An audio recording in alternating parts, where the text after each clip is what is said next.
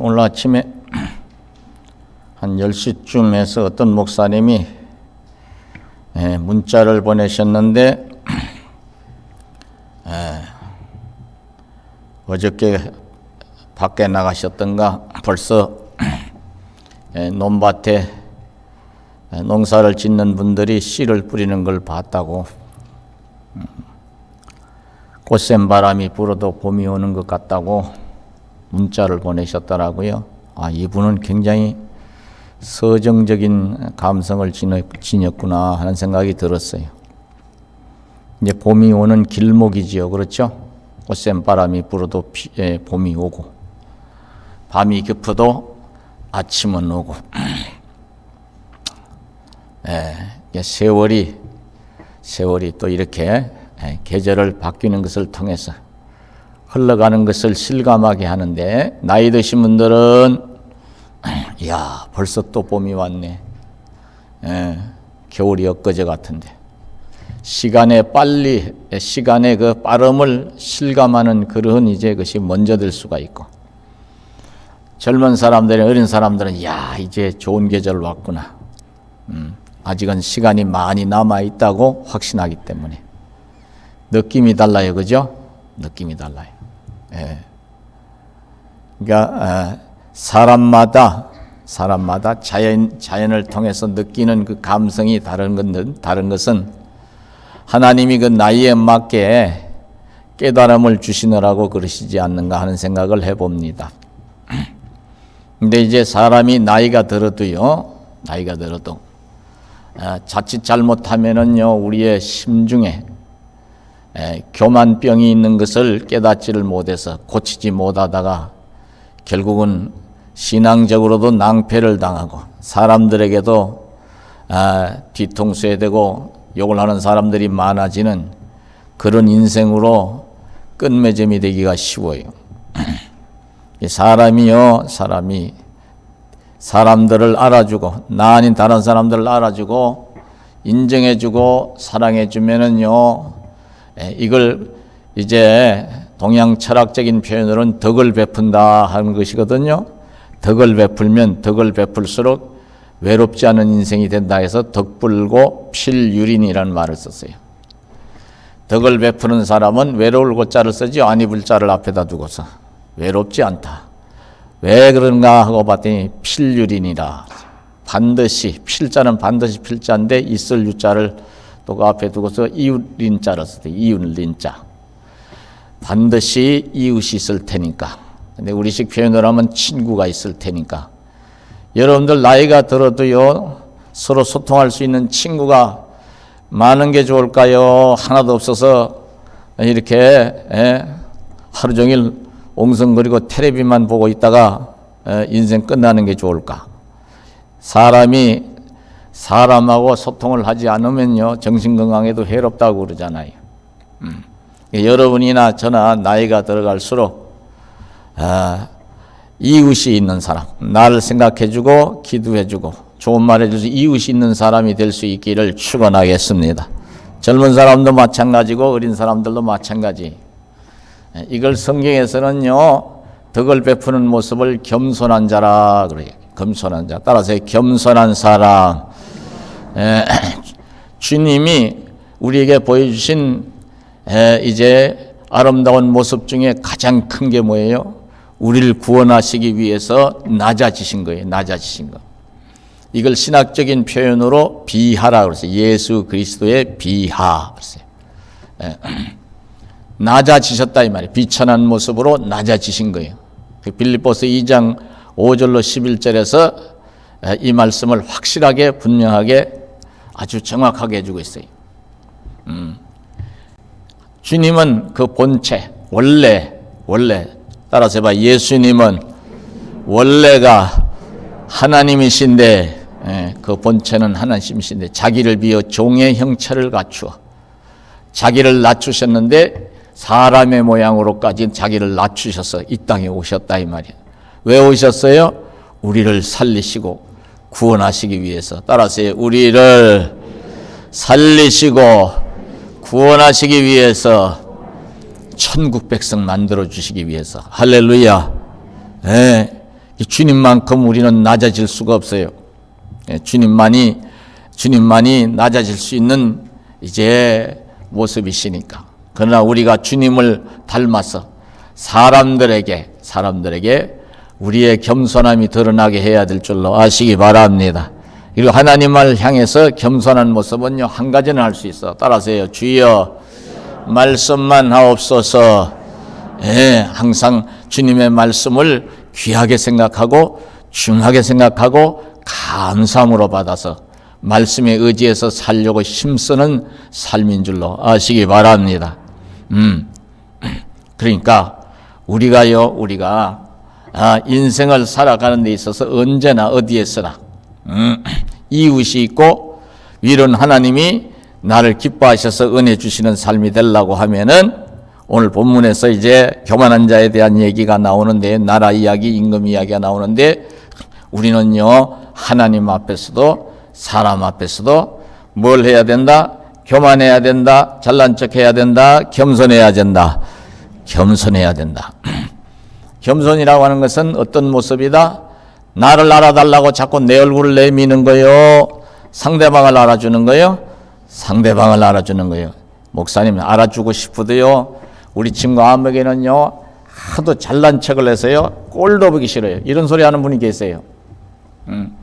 그래도 조금은 알아줘야 돼요. 아, 그러냐. 그러면 좋겠네. 너는 참 좋겠다. 예를 들어서요, 뭔가 인간적인 자랑할 때 알아주는 만큼 인정을 해주세요. 속으로야 좀 아유 배기 싫다 하는 생각이 들더라도, 그래도요 그렇게 해도 여러분 손해 날 거 없잖아요. 아니, 눈꼴이 싫어서 그래요. 꼴도 보기 싫어서 그래요. 저만 잘났다 그러니까. 어느 정도까지는 알아주세요. 그리고 나중에 이제 시간이 지나면요 그 사람도 깨달아질 때가 와요. 깨닫지 못하면 자기가 불쌍한 사람이 되는 것이지. 네, 저도 젊을 때는요 그게 안 되더라고요. 근데 나이가 들어서는요, 아, 저 친구가 되게 알아달라고 그러는구나. 알아주자. 어느 정도까지는. 그게 뭐 돈 들어가는 것도 아닌데, 힘 빠지는 것도 아닌데, 심지어는요, 반은 놀리느라고 그랬겠지만요, 우리 이제 친구면서 동창 한 분은요, 야, 난 이만큼 됐는데 너는 50이 돼서도 이런 거 한 자리 못하지? 그런 사람이 있더라고요. 그래서 제가 웃으면서 그랬어요. 그래, 너 잘났다. 대단한 거요. 그런데 나는 그거 돈 주고 하라고 그래도 안 하는데, 그리고 너는 그렇게 그거라도 해야 자아실현의 기쁨을 느낀다면 해야지. 근데 나한테는 내가 그렇게 나를 무시하면서까지 네가 잘난 척하는 게 웃기느라고 하는 얘기로 내가 이해가 되지만, 다른 친구들이나 다른 사람 앞에 가서는 그러지 마라. 잘못하면은 너 이제 오해받아 가지고 큰일 난다. 내가 뭘 어쨌다고? 하여튼 나는 얘기했어. 네. 아무리 잘난 척을 하고요, 그렇게 해도요, 거기에 대해서 부러운 마음이 안 생기는 거는 왜 그럴까? 내가 인지 능력이 떨어져, 인지 기능이 모자라서 인지 능력이 떨어져서 그럴까? 아니에요. 아무리 상대방이 예를 들어서 세상적인 지위나 명예, 돈 많이 번 걸 자랑을 해도 그게 대한 욕심이, 그게 대한 욕망이 내게 없으면요, 부러울 게 없잖아요. 그렇죠? 그것이 부러워지고 그것이 속상하고 그것이 어쩐지 꼴보기 싫다는 것은 그 사람의 지금 자랑하고 있는 그것이 나도 가졌으면 하는 것을 한다는 속내를 이제 드러내는 거잖아요. 그러니까 그거는요, 내 속에도 뭐가 있다는 거야. 깊이 파보니까 따라서 교만이 웅크리고 있다는 거예요. 어떤 우리 사람이 그런 걸 물어보더라고요. 당신은 정말로 당신 친구가 이렇게 막 잘 나가고 막 잘 됐다고 막 자랑하면 안 부럽냐고 물어보고 하나도 안 부러워. 특히나 이 주의 일에 대해서는 뭐 교회를 예를 들어서 크게 짓고 대한민국에서부터 저 이제 유럽에까지 이름이 알려지고 또 학교에 가서는 유명한 교수로 이름이 난다고 자랑을 해도 난 하나도 안 부러워. 난 하나도 안 부러워. 그리고 속상하지 않냐고 물어보더라고요. 하나도 안 속상해. 친구가 잘 됐다 하니까 기쁘다 야. 오히려 더 잘 되거라. 그러세요. 더 잘 되기를 축복해 주고. 그런 게 어디 있냐고 묻는 사람이 있을 때 목사님 그런 게 어디 있어요? 괜히 듣기 좋으라 하는 사람 안 그래요. 왜냐하면요 근본 이유가 있어요. 하나도 안 부러워. 그래서 제가 좋아하는 찬송 중에 하나가요, 복음성가 중에 하나가 세상 사람 날 부러워 아니하여도 나도 세상 사람이 부럽지 않아. 하나님의 크신 은혜 생각할 때에 할렐루야 찬송이 저절로 나네. 할렐루야. 왜 안 부러워요? 제가요 연단을 받으면서요 체험한 것이 몇 가지가 있는데요. 나는요 기본적으로 저는 이제 살아가면서요 나이를 먹으면서도 기본적으로 항상 다른 사람보다 더 감사해야 될 이유 중에 하나가 뭐냐면요, 아직도 내가 살았어. 내 사랑하는 사람들과 마주하고 얘기를 하고 웃으면 얘기를 하고 주의를 할 수 있다는 것만 해도 나는 너무나 큰 은혜고 이것만 해도 오감하다 내게는. 다시 말해서 이런 은혜만 해도 이 은혜만 해도 내게는 족한 은혜다. 그러니까 안 부러워. 부를 게 뭐가 있어요? 젊을 때야 부러운 게 많았죠. 근데 주의를 하면서요 연단 받고 주의를 하면서요 부러운 게 없어졌어. 부러운 게. 소망은 있어.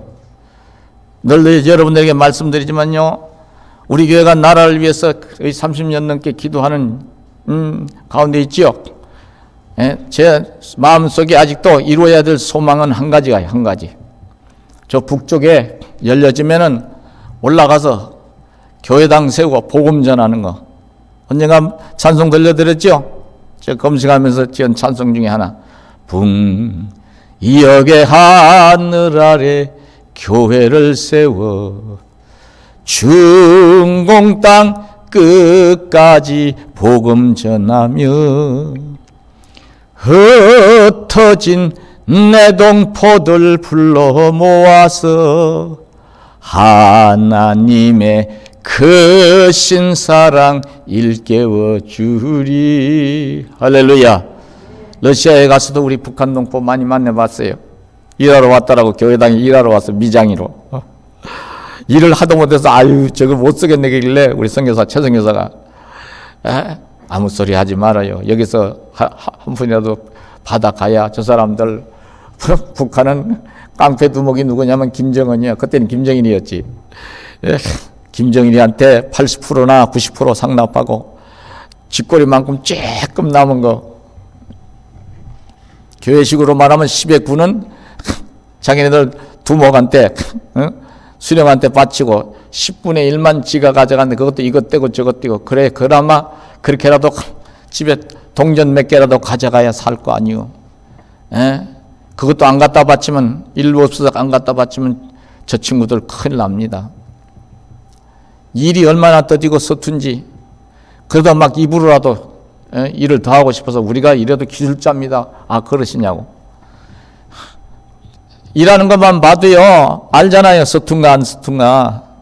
안쓰러운 생각이 들어. 안쓰러운 생각이. 제가 그래서 그 얘기했어요. 잘하셨다고. 잘하셨어요. 아주 칭찬해 줬어요. 같은 동족이잖아요. 북경공항에서 어떨 때는 만나지요. 강의하러 가서 이제 가다가 공항에서 어떻게 하다 보면 이제 같은 얼굴인가 이렇게 웃어. 안녕하세요. 그러면 반갑습니다. 저쪽에서 그래. 근데 자기들끼리도 감시하는 사람이 항상 따라다니니까 눈치를 보더라고. 오래된 얘기입니다. 한 20년도 더 된 얘기인데요. 인사를 쭉 해. 아유, 이 남의 나라 공항에서 우리 동포 만나니까 너무 기분 좋습니다. 건강들 하시고 좋은 날 우리 기대해 보십시다. 이제 다른 얘기는 안 하지, 그죠? 내 속에서는 당신네 수령한테 가서 얘기하시오. 적과 통일하지 말고 우리 협의를 잘해서 평화 통일하자고. 이 소리를 하고 싶은데 이 소리 잘못하면 그 사람들이 큰일 나요. 내가 큰일 나는 게 아니라. 볼 때마다 하나님, 쟤네들 사회 속에 기독교가 제대로 뿌리를 내릴 수 있도록, 예전에 한국의 예루살렘이라든지 평양에 다시 한번 교회가 세워지고 어버이 시름 외치는 목소리가 하나님을 향해 찬송한 소리로 바뀌어지게 해 주시옵소서. 그 소망은 있어요. 그러나 세상 것은요, 주의를 하면서, 예수 믿고 나서 주의를 하면서요, 다 내려놨어. 그러니까 하나도 안 부러워. 내가 지금 이렇게 살아있는 것도 감사하니, 어떨 땐 그 찬송도에 지금 내가 사는 것 주님의 크신 은혜유, 주를 믿게 된 것도 더욱 크신 은혜라. 여러분도 감사하시기를 바랍니다. 오늘 여기 본문을 들어가 이 말씀을 드리는 것은 이 말씀을 이해해드리기 쉽게 하기 위해서, 여기 보면은요, 너 아침의 아들 계명성이여 나오는데 이건 바벨론 제국을 얘기하는 바벨론 제국. 이 당시 상황은 바벨론, 신흥 바벨론 제국의 느부갓네살 왕을 지칭하는 거예요. 다니엘서에 보면 느부갓네살 왕이 대단한 인물로 이제 기록이 되고 있지요. 그때 끌려갔던 사람이 다니엘과 그 세 친구들을 위시해서 이스라엘 백성들 상당수가 끌려가서 남쪽 유다 왕국의 사람들이. 그러니 어마어마하죠. BC 586년경에 완전히 1차, 2차, 3차에 걸쳐서 포로로 끌려가고, 그런 상황에 바벨론 제국의 입장에서 봤을 때는 막 세력 확장을 해서 제일 잘 나가던 바벨론 제국의 최고의 전성기를 구가했지만, 이스라엘 민족의 입장에서 봤을 때는 비극 중에 비극이지. 이스라엘 백성들 중에 남쪽 유다 왕국이 이렇게 망하게 된 것은 영적인 교만 때문에 망해. 따라서 하나님을 저버리고 우상을 찾는 이런 교만한 짓, 폐역한 짓을 했기 때문에.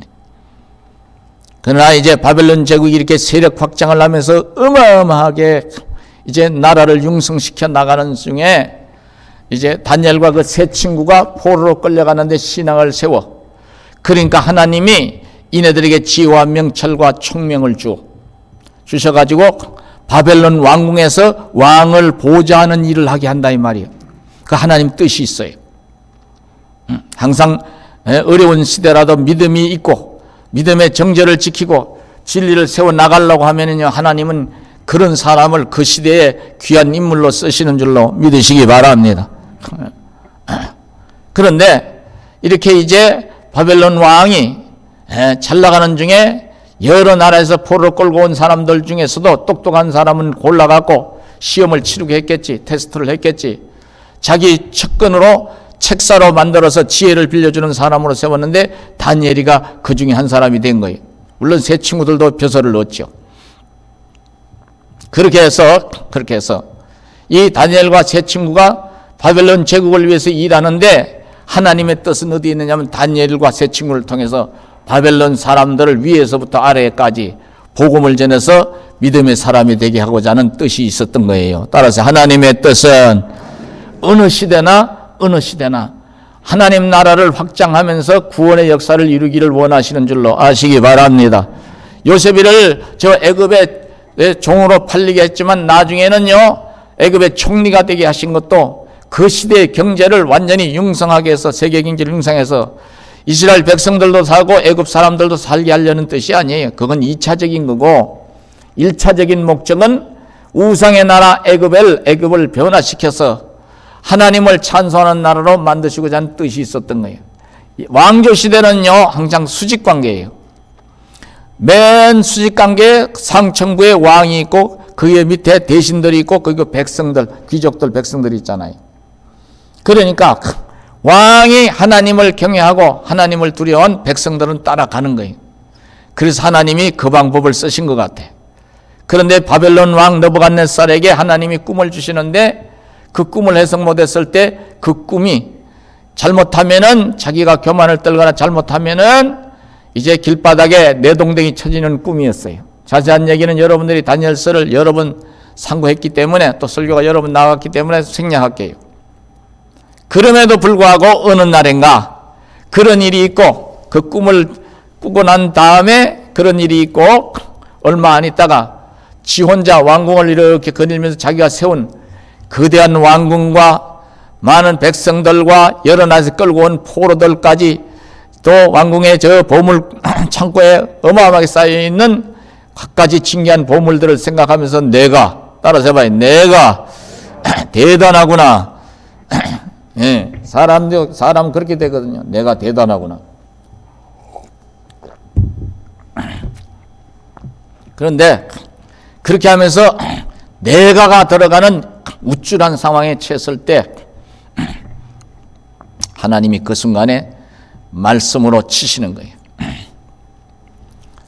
이 세상의 모든 나라, 권세, 부귀 영화까지 생명까지도 하나님이 주시는 것임을 깨우쳐 주시기 위해서 말씀으로 치시는 거예요. 그리고 그 순간에 그 인생이 무너져서 이제 주님이 말씀하신 대로 왕궁에서 쫓겨나게 돼. 그리고 7년을 저 광야 한복판을 헤매면서 머리털도 제때 정리를 못 해가지고 말갈기처럼 축 늘어지고 엉망진창이 되는 거예요. 풀을 뜯어먹으면서 겨울물을 마시면서 이러고 이제 7년을 보냈는데 7년 세월이 고난의 7년 세월이 얼마나 힘들었겠어요. 길었고. 그런 세월 속에서 이야 인생이라고 하는 것이 어제에 잘 나가던 황제도 어제에 잘 나가는 권력의 상층부에 있던 왕도 한순간에 나락으로 떨어지고 거짓말도 못한 신세가 되는 게 인생이구나. 고난 속에서 항상 인생이 뭔지를 밝히 깨닫는 것이 옛날이나 지금이나 변함없는 진리. 시편 기자는요, 고난은 나의 스승이라 이렇게 교훈하고 있어요. 그리고 깨닫고서 하나님이 다니엘을 통해 주신 말씀대로 이 세상 나라의 왕 중의 왕이시구나 하고 겸손하게 될 때 하나님이 원상복귀, 원래 자리로 돌아가게 하시는 걸 볼 수 있어.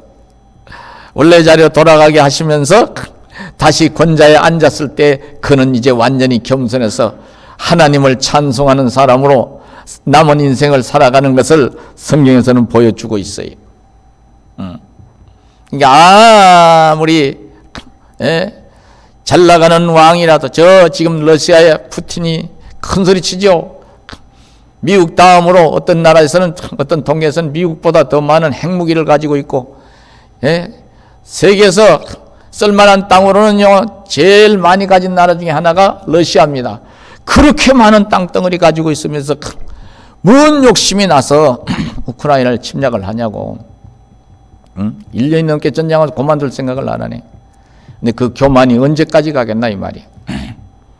중국의 시진핑이도 러시아 하는 거 봐서 타이완 집어먹고 또 이제 요쪽에 요 네팔 옆에 있는 부탄도 집어먹고 또 이제 요 북쪽 우리 북한 쪽에 김정은이 시원찮아 무너질 때 남한이 평화통일 시키기 전에 홀라당 집어먹고 남쪽도 반으로 갈려져서 패싸움 하는데 아직까지 패싸움 하는 거 보니까 나라가 어지러울 때 우리는 지금 양극화되어 있잖아요. 좌우로. 그죠? 홀라당 집어먹으면 이제 좋겠다. 그거 계산 미리 깔고 뭐하고 있어요? 우리 대한민국 역사도 왜곡하고 있어요. 심지어는요 한복도 지낼 거고 김치도 지낼 거래. 옛날부터.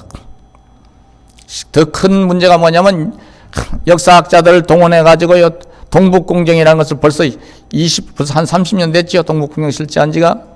한반도는 중국의 일부였다 하고 역사학자들이 떠들어대고 학교에서 그렇게 가르쳐.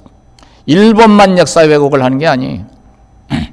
일본은요 독도를 닦게심만하고 지네 땅이라고 빡빡 우기죠. 그렇죠? 쬐까는 거고 그 밑에 어마어마하게 여러 가지 이제 보물들이 많이 감춰져 있어 그렇다고 합니다. 예. 지하자원이. 그런데요, 사람이 마음으로 자기 길을 계획할지라도 그 걸음을 인도하시고 정하시는 분은 누구시라고? 하나님이시라고. 언제까지 그렇게 높아지고 언제까지 그렇게 악독을 부리게 놔두시지는 않아요. 하나님은 따라서 범사에 때가 있으니 성경은 이것을 가르쳐주고 있는 거예요. 느부갓네살이 바벨론 제국의 리더가 돼서 왕노릇할 때 최고의 전성기를 누리지만 한순간에 무너지는 거예요. 그리고 겸손하게 됐는데 그 다음에 왕이 들어섰어요. 벨사살 왕이 들어섰는데 이건 한 수도 없더네. 예루살렘에서 가져온 금, 은 여러 가지 이제 금과 은으로 만든 대접이나 또 밥그릇 같은 이런 그릇들을 다 가져오게 해가지고 거기에다 수를 따라서 이 귀인 1000명, 귀족 1000명을 초청을 해가지고 자기네들이 이제 만들어 놓은 이제 신, 금이나 은이나 나무로 만든 신을 찬양하면서 교만을 떨 때 하나님이 어떻게 해요? 손가락 하나, 이 손 하나만 당장 나타나게 손가락에 벽에다 글자를 쓰는 모습을 보게 해. 메네메네 데겔 우바라신이라는 글자가 쓰여져 있는데 글자가 무슨 글자인지 모르겠네. 하나님 나라 글자라. 응?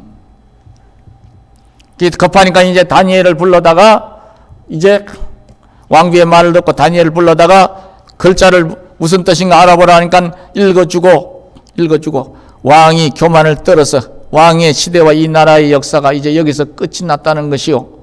이 나라는 다른 나라의 사람의 손에 의해 통치가 될 것을 말씀하는 내용입니다.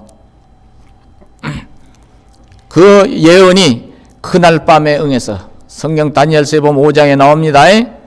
4장에서는 느부갓네살 왕의 이야기가 나오고 5장에서는 벨사살 왕의 이야기가 나와요.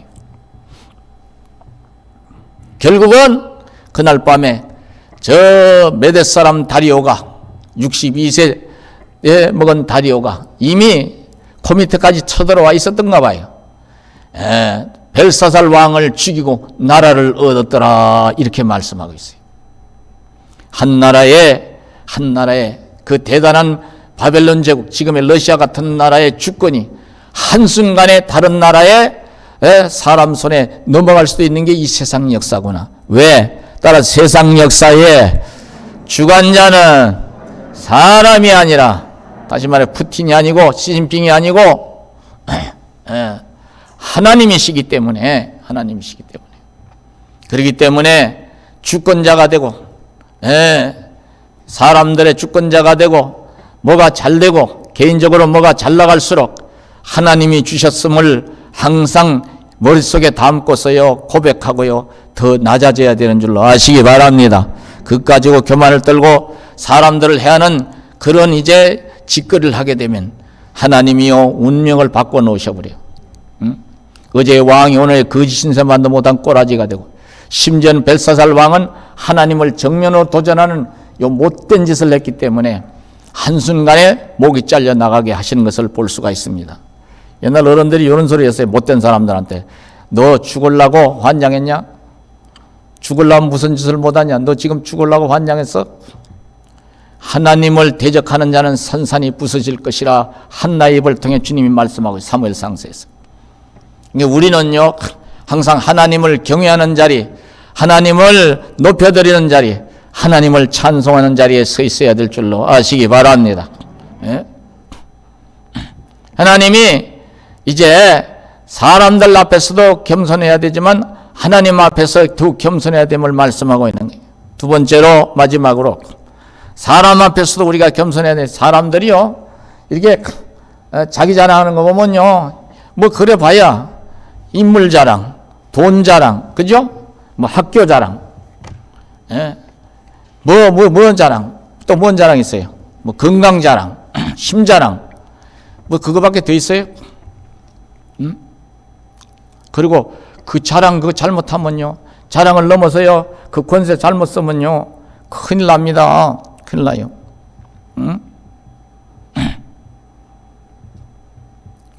교만을 떨다가 그 교만을 무기로 쓰는 사람도 있는데요, 큰일 나는 거예요. 큰일 나는 거예요. 나중에 나중에 자기에게로 그게 다 돌아와. 이 사람 앞에서 잘난 척하는 사람은 따라서요. 잘난 척하면은 알아주고 겉으로라도 알아주세요. 그냥 그러냐고. 그러나 부러워할 것이 없어. 부러워할 것이 없어. 두 가지 면에서. 그게 대단한 것이 아니기 때문에. 두 번째, 자랑하는 거 보니 오래 못 가겠구나. 또 내가 이랬다고 우리 목사님이 그랬는데 너 자랑하면 오래 못 간다 하더라. 그런 소리 하지 마라. 꼭 불리한 건 목살 찍어다 돼. 근데요, 소용없어요. 저희들이 이 말씀을 듣다 보면 생각나는 게 한 가지가 있는데 이 얘기만 하고 이제 정리를 할게요. 세대로 사는데 이사를 9번인가 12번 이제 오래돼서 잊어버렸다. 애들이 많으니까 형제가 4형제 애들이 넷이니까 이사도 여러 번 다녔어요. 옛날에는 주인 마음이었어요. 판자촌에 달동네 새 집을 위해서 한 너댓 집이 사는데 화장실을 딱 한 게 아침마다 난리가 나는데 순서를 마음대로 쓸 수 있는 사람이 세입자요 주인이요. 니네들도 주인 되면 그러겠다 이거냐? 아유, 얼마나 구박하려고 난리를 치고 떠들면 떠든다고 그러고 쫓겨나고. 근데 딱 한 가정이 생각나는데 그 집 주인 아들 이름이 상철이야. 그 상철이가 나보다 한두 살 더 먹었을 거요. 그러니까 얘기해도 괜찮아. 그 어머니 아버님 되시는 분이 살아 계셔봐야 기억이 돼 있겠어요. 항상 맞은 놈만 아직도 볼태기가 얼얼하고 때린 사람 내가 언제 그랬어 하고 오리말 내미는데 다 잊어버려서 얼마나 구박을 하는지. 우리 어머니가 눈물을 좀 쏟으셨겠지. 나중에 보니까요 쫄딱 망해가지고요 여기 서울에서도 못 살고 어디로 갔다 옵니다. 그 세입자분들이요 다 그러더라고. 그거 참 싸다는 말이 무슨 말이야? 애들 말라면 고소하다 그 얘기요. 그렇게 악다구리 하더니 아주 완전히 빌어먹었네. 어릴 때라 저희 초등학교 시절 얘기입니다. 초등학교 시절 얘기. 그 기억이 선명해요. 달동네, 그 살던 동네가. 지금은 다 어마어마한 아파트가 들어서서요. 그 10억 돈 안 주면 그게 아파트 작은 거라도 못 들어가요.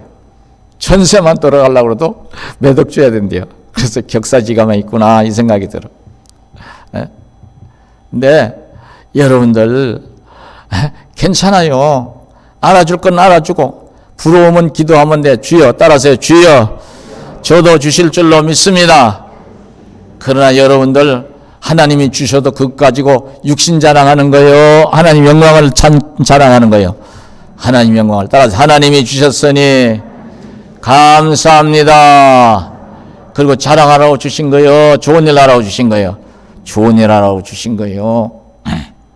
이렇게 살면은요 하나님이 겸손은 존귀의 앞잡이라고 그래서 이렇게 살면 하나님이 따라서 우리를 높이시고 긴 세월 복되게 하실 줄로 믿으시기 바랍니다. 그래서 나는 여러분들이 교인끼리도 마찬가지, 교인끼리도 서로 상처 주는 말이 하지 않도록 좀 육신의 것은 자제하고 하나님 믿는 도리만 서로 나누시고 은혜 받은 얘기로 나누시고 또 신앙적으로 내가 좀 기도 더 하고 내가 좀 말씀 더 하더라도 따라서 그것으로 상대방을 가르치려고 하지 말고 기도해주고 사랑으로 보듬어주고 붙들어 주시는 여러분들이 되시기를 축원하겠습니다.